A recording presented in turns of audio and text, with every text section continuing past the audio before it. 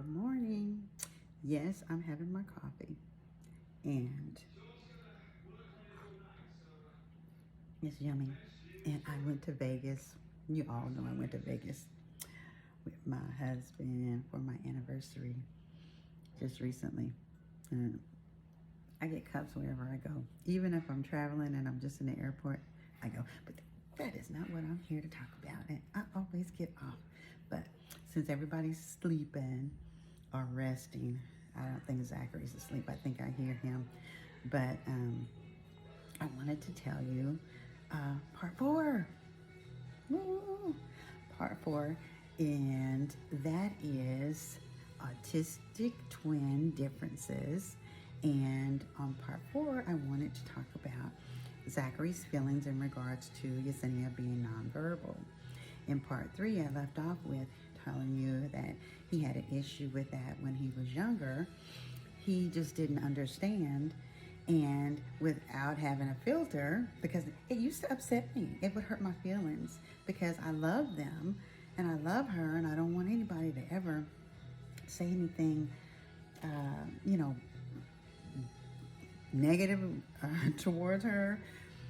Or anything, not nobody, not family, not nobody but ever walk up on me and say anything negative about my baby. Because, like I say, my baby is very, very intelligent. She just doesn't talk. And we have our own little communication, she and I. She has her own communication with everybody in the house. And she uses a voice device so she can spell. She can type, she can do all of those things. So there's no reason to think that she is not perfect the way that God made her. So as they were younger and they were children, I would always tell them that you are perfectly made the way that God made you. We all are. And we're perfectly put in places at certain times just when we're supposed to be. It's up to us to find the meaning or the purpose, the good purpose for where we're standing. And so I try to raise my kids believing that you are perfectly perfect in the space that you are in. Even when it's a space that you feel is like, why would he put me in this position? Why am I in this position? Because you have to find the purpose for it. And there is a awesome purpose. My purpose for having twins with autism, both having autism, and then I have a third son that's on the spectrum. He's not as severe, but he's on the spectrum, and I have to accept that. But it's because God knows my heart, and he knows that I'm going to put forth all the effort to make their lives the best that their lives can be. He placed them with me because he knew that I was going to make sure that they had the best life that they deserve to have, and not what I want them to have or what society outside of our home society wants them to have, but what their lives are supposed to be, what they want. I will be the best advocate for them. And I believe that in my soul. And so that's the way we work things. That's where we go. That's how we roll. And we are the Dove fam, and that's how we take care of each other.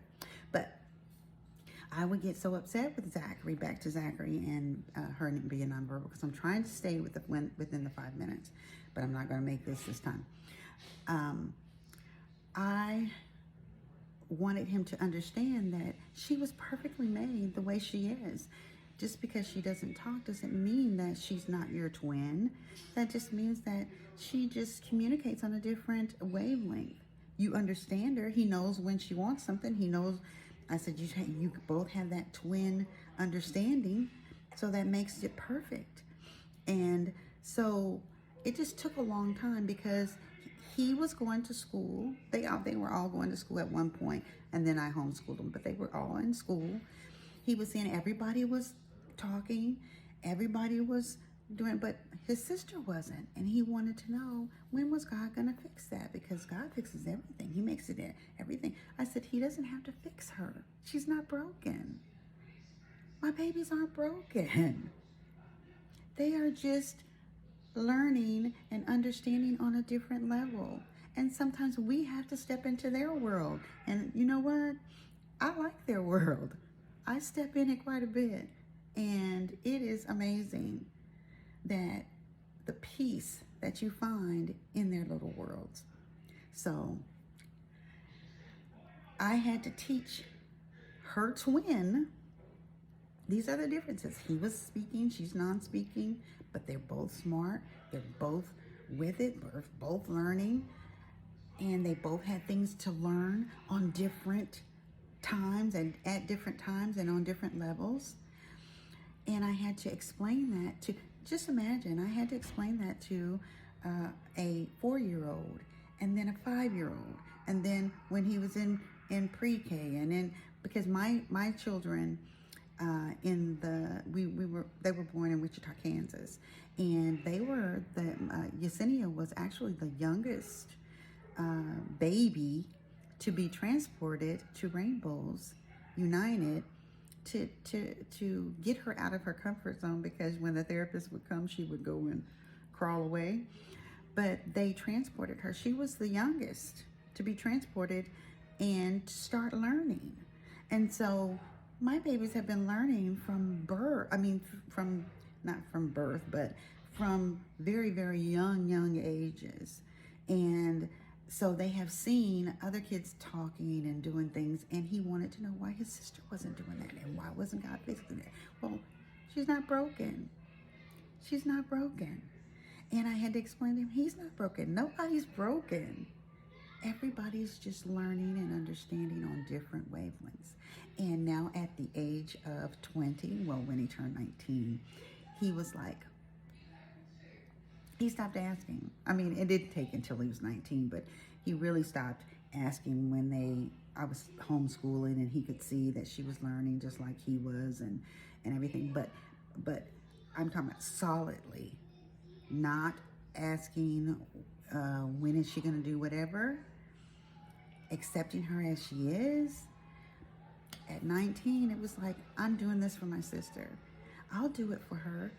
I say, well, oh my goodness, I need to go and pull her bed. I'll do it. I don't mind doing it. Now that he's 20, I don't have to ask. If something is going on with her, one of the brothers will jump and say, oh, well, don't worry about it, Mom, I'll go. Or I'll fix it. Or, Mom, go on and go out of town. Go on and get a rest. We will help, sister. So everything will work its way through if you trust the process and understand that everybody's just perfect the way that they are. And when it's the tough times, we just have to find the purpose in it. And so Zachery has found the purpose, that she's perfectly made the way she is. And our purpose is to make sure that life goes the way it's supposed to go. And that's the way we roll. So I'm past my time. I went into 8 minutes. I'm not trying to keep you guys chug full, but I will be coming back with the part 5 of this series, and I'm enjoying it. So if you are watching me on Facebook, go over to YouTube and subscribe. If you're watching on YouTube, go over to Facebook and follow. And if you're on TikTok, I've been putting them on TikTok. I forgot about you guys, TikTok. If you're on TikTok, go to both of them, YouTube and to Facebook, and just subscribe and follow. And you can just keep watching me on TikTok, because I'll keep putting them on there. But I'm a few things more and longer versions are on YouTube. So go over there and on Facebook. But Autistically Blessed, I'll put it on the side of this video. Autistically Blessed at youtube.com. Excuse me. Or Artistically Blessed at facebook.com. So either one. And on TikTok, you know where I'm at. Monica 1966 on TikTok. I just been putting them on my page and instead of making an Autistically Blessed page. So everybody enjoy, and come back to part 5. Let's see. I got my little list here. Let me see what we're going to talk about. I don't know, but I'll find out. You know, I like talking, so I'll be back. Now I'm almost to 10 minutes. Might as well say 10 minutes. Well, peace out.